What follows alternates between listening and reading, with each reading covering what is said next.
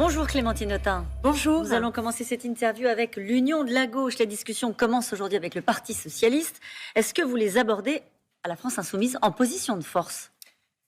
Oui, alors surtout avec une proposition politique, parce que Jean-Luc Mélenchon est arrivé largement en tête avec 22%, et nous n'avons pas réussi à franchir le second tour.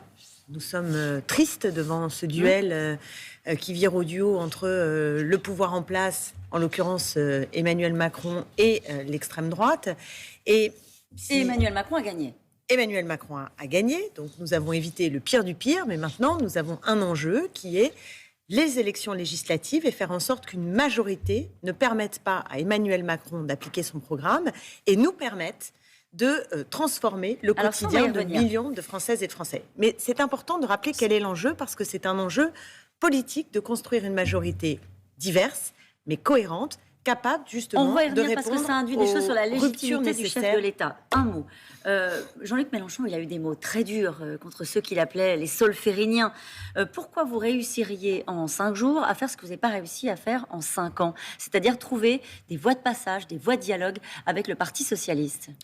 D'abord parce que le temps a passé, que les Français, par leur vote, ont aussi exprimé une préférence nette pour le programme que nous avons porté dans l'Union populaire, et que par ailleurs, Jean-Luc Mélenchon, à l'issue de ce scrutin, a tendu la main avec l'Union populaire, et que nous arrivons avec une proposition qui est une proposition qui met sur la table une cohérence de projet, et qui dit aussi quelle est notre stratégie avec l'Union populaire. Et nous avons la volonté de construire une fédération et de proposer à nos partenaires potentiels de bâtir ensemble cette fédération populaire. Alors, quelles sont les conditions d'entrée dans cette fédération ? Est-ce qu'il faut que le PS abandonne ce qu'il a toujours été, ses convictions sur certains sujets, par exemple, qui ont été difficiles à gérer entre vous, notamment la question de l'Europe ? Ou est-ce que c'est une fédération qui doit se faire sur le projet de la France insoumise, ou est-ce que vous allez faire des concessions pour mettre tout le monde d'accord ?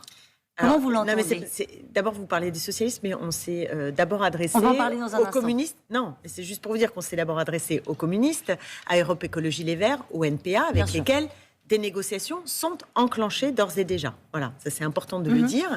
Et nous commençons à chaque fois par le programme. D'accord ? C'est-à-dire qu'il faut s'entendre. C'est pas un accord uniquement de répartition des sièges. Voilà. Nous, ce qu'on veut, c'est bâtir une majorité cohérente sur la base du programme qui est, encore une fois, très largement arrivé en tête. Donc, il n'est pas question, les discussions qui vont avoir lieu aujourd'hui avec le Parti socialiste, parce que nous avons pris acte de leur vote interne, puisque Olivier Faure a réussi à obtenir une majorité sur la volonté de dialoguer avec nous. Donc, nous sommes ouverts à la discussion. C'est une discussion qui sera claire aussi sur le contenu. C'est-à-dire qu'aujourd'hui, nous, on va parler retraite à 60 ans, on va parler taxation. Il faut qu'ils rallient vos positions. Des profits. C'est pas une histoire. Non. On n'est pas dans une logique de ralliement. Je vous le dis sincèrement, c'est pas une logique de ralliement. Je l'entends beaucoup de la part dans les formations politiques qui elles-mêmes peuvent être parfois un peu écartelées sur la stratégie à adopter, parce qu'on est face à une situation politique nouvelle, Caroline Roux. C'est ça qu'il faut comprendre. Le PS est mort. Est-ce que c'est ça ? Est-ce qu'au fond, c'est ce qu'il faudrait qu'il tire comme leçon ? C'est-à-dire que la survie du Parti socialiste aujourd'hui ne peut se faire qu'avec la France insoumise ? Écoutez, c'est au parti. Moi, je n'ai pas à juger le Parti socialiste décide de l'avenir du Parti socialiste. Nous, on fait une proposition politique, d'accord ? Et il ne s'agit pas de dire au parti, vous fermez boutique et tout le monde se rallie derrière nous. C'est pas du tout ce que nous proposons. Ce qu'on dit, c'est que là, il y a une urgence. Les Français attendent. On parlait tout à l'heure de l'inflation. Pouvoir d'achat. Non, mais je veux dire, est-ce qu'on bloque les prix demain matin ? Est-ce qu'on est capable d'augmenter le SMIC et les minima sociaux ? Est-ce qu'on enclenche la transition écologique ? Est-ce qu'on met en mouvement une 6e République ? C'est ça qui est sur la table. Donc nous, on dit, ça, c'est l'ambition. Oui, les bras sont ouverts. Oui, les bras sont ouverts. On ne va pas y arriver tout seul. Mais nous avons une méthode. Nous adresser d'abord à ce qui est vivant dans la société. Vous comprenez ? Des personnalités, des mouvements sociaux, politiques, de toute nature, mais dès lors qu'il y a un accord sur notre base programmatique, et en prenant acte, Caroline Roux, du paysage politique qui s'est transformé. Il y a 3 blocs aujourd'hui. Vous avez un bloc qui est un bloc d'extrême droite, vous avez un bloc d'extrême centre, et vous avez un bloc populaire. Est-ce qu'on est capable de l'élargir, de le faire grandir et de le conduire le 12 et le 19 juin à une majorité politique ? C'est ça l'enjeu. Yannick Jadot estime que Jean-Luc Mélenchon ne doit pas être le chef de cet attelage, de cette recomposition de la gauche. Ça complique la discussion ? J'avoue que je ne comprends pas très bien. Alors qui ?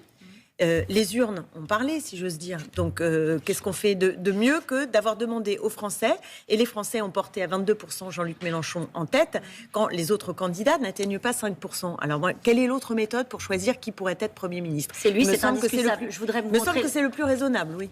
L'affiche. Mélenchon Premier ministre. Ça fait pas très mouvement unitaire derrière l'Union populaire. Ça fait quand même très mouvement derrière Jean-Luc Mélenchon. C'est-à-dire qu'on a posé un acte qui crée de la dynamique, alors qu'il y aurait pu y avoir de la désespérance, qui donne un objectif en juin. Voilà. Ce qui peut se passer, et pour des millions de Français, c'est concret. C'est-à-dire là, d'un seul coup, on se dit oui, si Jean-Luc Mélenchon est Premier ministre, alors toute une série de mesures que nous avons proposées pourraient être mises en œuvre. Voilà. C'est ça l'objet, c'est d'être compris d'une majorité de Français qui pourraient être démobilisés à l'occasion de ces élections législatives. Et vous allez voir, si nous arrivons à une large union, ce que je crois, nous en avons les potentiels et la responsabilité, il faut que tout le monde soit raisonnable, mais que chacune et chacun mesure sa responsabilité historique. Vous dites ça aussi au chef de parti, à Julien Bayou, qui fait une interview ce matin dans le Libération et qui dit la coalition doit être diverse, ambitieuse. Mais je suis d'accord. Et il dit il ne s'agit pas d'élire des hologrammes dans chaque circonscription. Écoutez, il ne faut pas que ça commence sur ce ton. Non, mais c'est le jeu un peu entre nous, c'est le jeu un peu des négociations. Vous savez, ça tend, etc. Mais ce qui compte, c'est qu'on s'entende sur la stratégie et l'objectif. Il n'est pas question d'hégémonie. Il n'est pas question de dire aux partis politiques vous devez vous dissoudre et venir et maintenant parler comme nous et dire tout comme nous. D'ailleurs, nous proposons un intergroupe à l'Assemblée nationale. Donc, qui dit intergroupe dit chacun a son groupe. Donc, c'est un mouvement qui doit vivre de sa diversité, de son pluralisme. Mais il faut également qu'il y ait de la cohérence politique. Que diraient nos électeurs si demain matin on faisait un accord avec les uns et les autres en mettant à bas ce qui a été le cœur de notre projet politique? Yannick Jadot, il n'a pas sa place dans cet attelage. C'est lui qui s'en est exclu. Je l'ai écouté hier matin, il s'en est de fait exclu. Et visiblement, il n'est pas d'accord. Il propose un simple accord électoral. Et effectivement, nous ne voulons pas un simple accord électoral de répartition. Nous voulons un objectif politique commun partagé et qui nous permette d'être majoritaire en juin. Le problème, Clémentine Autain, c'est les chiffres. Et parfois, les chiffres et les faits sont têtus. Les projections en siège pour les législatives, même unies avec le PC, Europe Écologie, les Verts et la France Insoumise, ce groupe populaire, vous arrivez péniblement à 93 députés. Non, alors on est loin de la majorité pour devenir Premier ministre.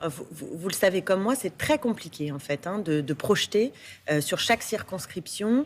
C'est une élection qui est difficile à anticiper pour les sondeurs. Voilà. Et qui, là, en l'occurrence, ne tient pas compte de la dynamique politique. Je répète, il y a 3 blocs dans ce pays, d'à peu près même équivalence en termes de proportion de vote. On est passé à un point du second tour. Et si les Verts et les communistes s'allient avec nous, et d'autres bien sûr, vous verrez que nous pourrions être le bloc en tête. Un certain nombre de sondages le montrent. Et là, à ce moment-là, je vous assure que les chiffres qui sont là peuvent être déjoués. Voilà. Si ça ne se passe pas comme prévu, est-ce que vous serez de ceux, après le premier tour qui vous a donc conduit à perdre, à ne pas être qualifié pour le second, après des législatives qui ne seraient pas passées exactement comme Jean-Luc Mélenchon le souhaite, est-ce que vous serez ceux qui diront c'est le jeu de la démocratie, ou est-ce que vous direz il faut aller chercher les victoires dans la rue? Bien sûr qu'il faudra aller chercher la victoire dans la rue. D'ailleurs, même si on est majoritaire, il faudra continuer à aller dans la rue, je le dis très tranquillement. Ce que je veux dire, c'est que la mobilisation populaire, elle est aussi une des clés pour faire avancer la société. Alors à quoi sert le vote, Clémentine Autain, si à un moment donné, les partis politiques que vous représentez ne respectent pas le suffrage? Mais ce n'est pas une question de ne pas le respecter. C'est à partir du moment où nous sommes en responsabilité, on ne dit pas aux gens c'est terminé, rentrez chez vous, on va s'occuper de tout.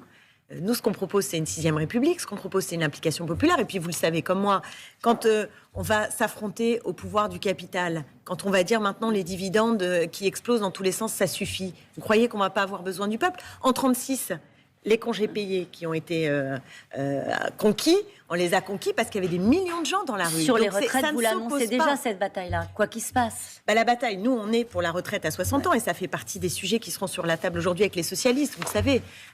Nous, on veut cette retraite à 60 ans avec 40 annuités. Et pour l'obtenir, en effet, ça suppose que des Français se mobilisent et que nous soyons en responsabilité pour l'appliquer. Clémentine Autain, est-ce que c'est le dernier combat, celui-là, des législatives de Jean-Luc Mélenchon? Parce que ce soir du premier tour, on avait dit, allez, faites mieux. Il avait parlé de la jeunesse, on s'est dit, ça y est, c'est fini. Alors, il a dit qu'il se battrait jusqu'à son dernier souffle. Bon. Donc, si vous le formulez comme ça, je vous assure que ce n'est pas le dernier combat de Jean-Luc Mélenchon. Merci beaucoup, Clémentine Autain. Merci, Clémentine Autain.